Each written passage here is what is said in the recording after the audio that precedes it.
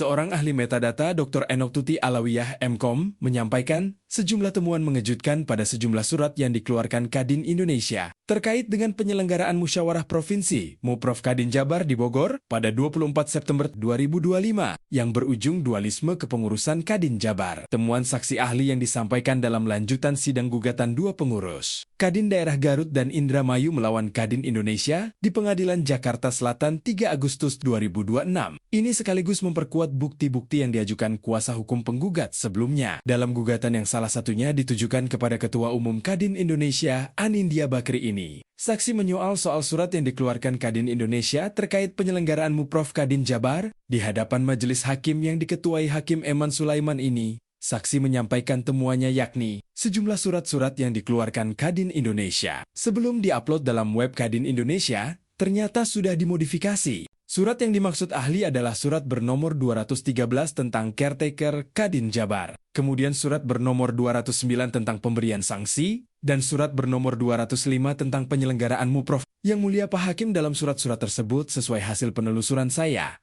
Berdasarkan data terdapat modifikasi isi surat sebelum surat tersebut diupload di web Kadin Indonesia, kata ahli yang sehari-harinya adalah dosen di perguruan tinggi di Bogor ini. Ahli juga menyebutkan kapan waktu pemodifikasian dokumen. Dokumen tersebut mulai dari tanggal sampai pukul berapa terjadinya perubahan dokumen. Saksi juga menyebutkan waktu surat-surat tersebut diupload di web Kadin Indonesia. Sidang yang berlangsung mulai pukul 13 ini sempat agak memanas. Setelah kuasa tergugat menyatakan keberatan adanya saksi ahli, kuasa hukum tergugat juga sempat memberondong pertanyaan mengenai keahlian saksi termasuk temuan isi surat yang disampaikan Dr. Enoch Tuti Alawiyah. Hakim Ketua Eman Sulaiman sempat beberapa kali menengahi dan meluruskan silang pendapat antara kuasa hukum tergugat dengan saksi ahli. Dalam jawabannya, saksi Enoch menyampaikan bahwa temuannya itu berdasarkan hasil penelusuran metadata yang dia kuasai. Tentang apakah surat tersebut palsu atau dipalsukan, saksi ahli mengaku tidak bisa memastikan.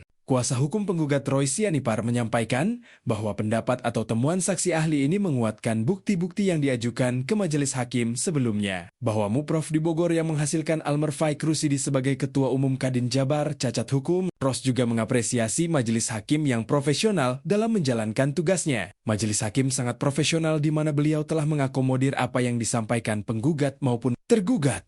Katanya, seperti diberitakan sebelumnya selain mengajukan 47 bukti, Roy juga menghadirkan 3 saksi masing-masing Ius Ruswandi dan Dini Irawan yang mengetahui dan mengikuti pelaksanaan Muprov di Bogor.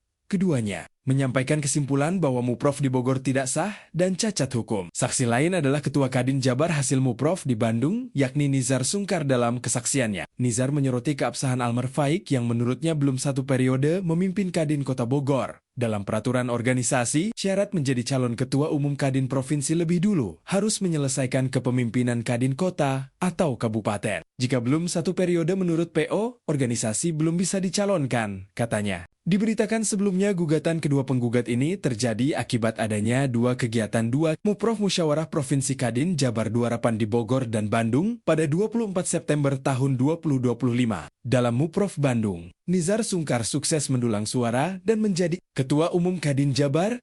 Nizar terpilih secara sah sesuai ADART organisasi, ucap Roy Sianipar.